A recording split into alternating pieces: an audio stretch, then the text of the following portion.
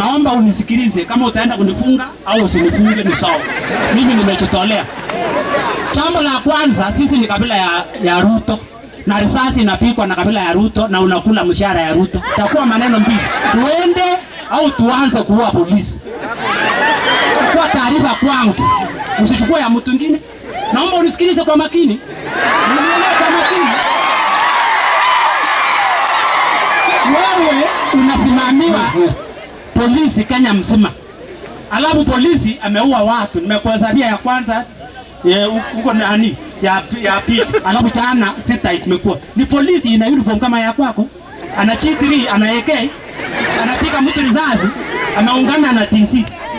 Sasa hii kabila, kwa sababu Ruto ni kabila ndio umetoa askari akuja tuue. Chakua hiyo upaki polisi sika hiyo ambaye ameua watu. Ukitaka kuishi amani, chukua hii watu uchukue. Alafu la pili, narudi sikia kangalo. Mnakuja hapa mnasema nyinyi ni serikali. Kama sio sisi, nyinyi mnakuwa serikali ya nani?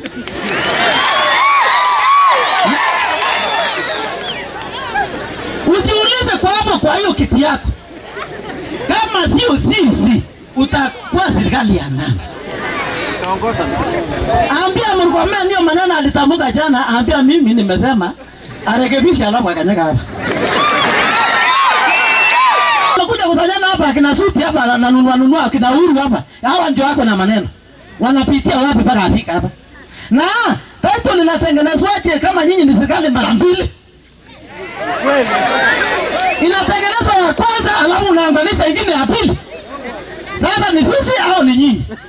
So tumekuja hapo kama IPOA kuhakikisha wananchi pia kwamba IPOA inachunguza hiyo mambo ya jana, na already tuko na teams mbili. Kuna team ya rapid response kutoka Nairobi, na team nyingine yetu kutoka Nakuru kuja kusaidiana na wa Nairobi kuchunguza hayo mambo. Hiyo teams iko na watu wa ballistics, kuna watu wa forensic science, kuna watu wa economic investigator. So tuko hapa kusaidiana kwa hiyo mambo, pia kusema pole kwa familia wale walipoteza wapendwa wao, na pia kwa wale polisi walioumizwa kwa hiyo mambo. Kitu tunafanya, tunaomba kama IPOA kwamba tupewe nafasi ya kuchunguza hiyo mambo, na wananchi pia watulie, wapatie investigators nafasi ya kufanya uchunguzi. And then mambo mingi ilikuja ikafanyika hapo katikati.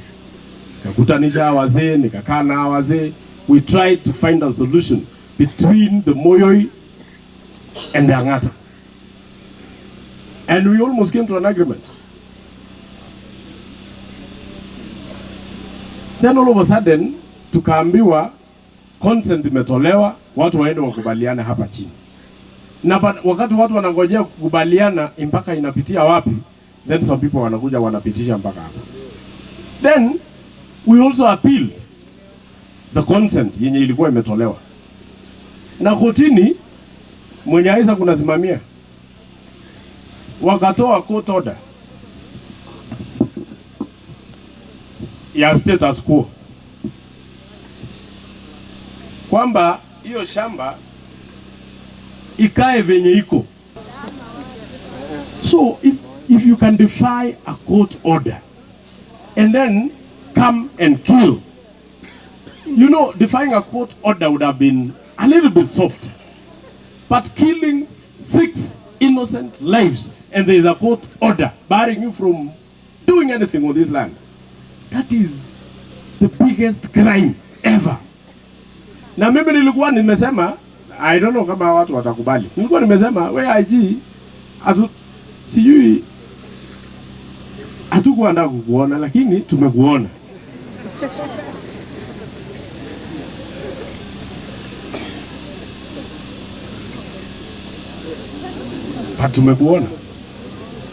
Tumekuona tu. Hatujui who you are serving. County Commissioner jana alikuwa hapa. County Commander alikuwa hapa. Wakaulizwa na hawa raia, nani aliwaambia nyinyi mtume askari kupiga sisi? County Commissioner was not aware of any operation here. County Commander was not aware of any operation here. How do you order an operation of that magnitude without even informing the County Commander And I don't even understand whether you know it. Sababu nimesema tutakubali uongee, hata wewe utuambie if you are also aware of this operation. Otherwise hatukuwa ndaka uongee. Hii style ya kupiga watu kichwa ilitoka wapi IG? Hii ya kupiga kabisa risasi yenye by the time una pull the trigger you know somebody's life is about to end. And that person is in uniform. Surely IG. You don't want that to be your legacy.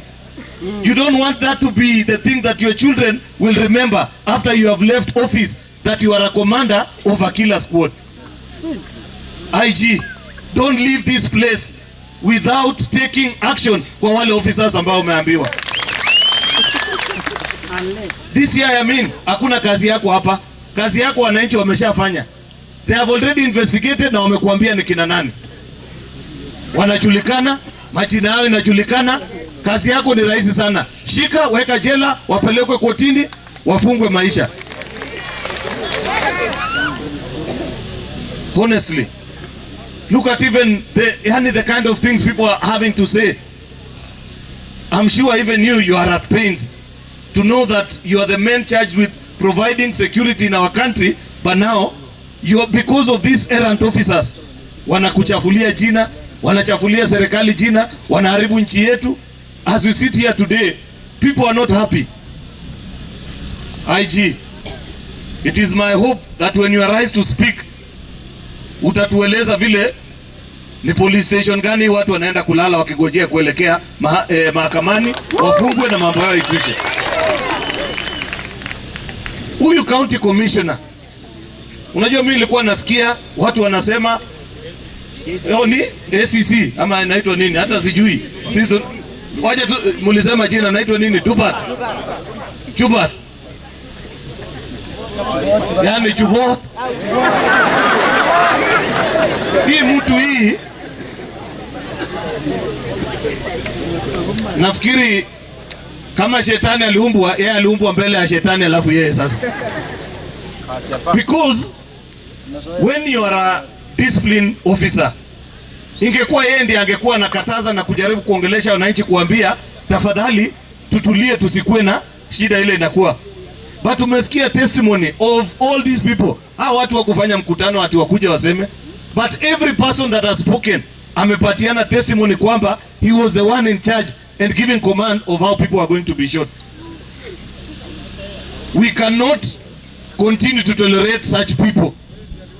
Huyo mtu umesikia testimony ya every person that has spoken here. I mean, because you are the one in charge with the investigation. Every witness that has spoken here ameongea na wako tayari kuandika statement. He is the one who pulled the trigger on that 7-year-old child. Yeah.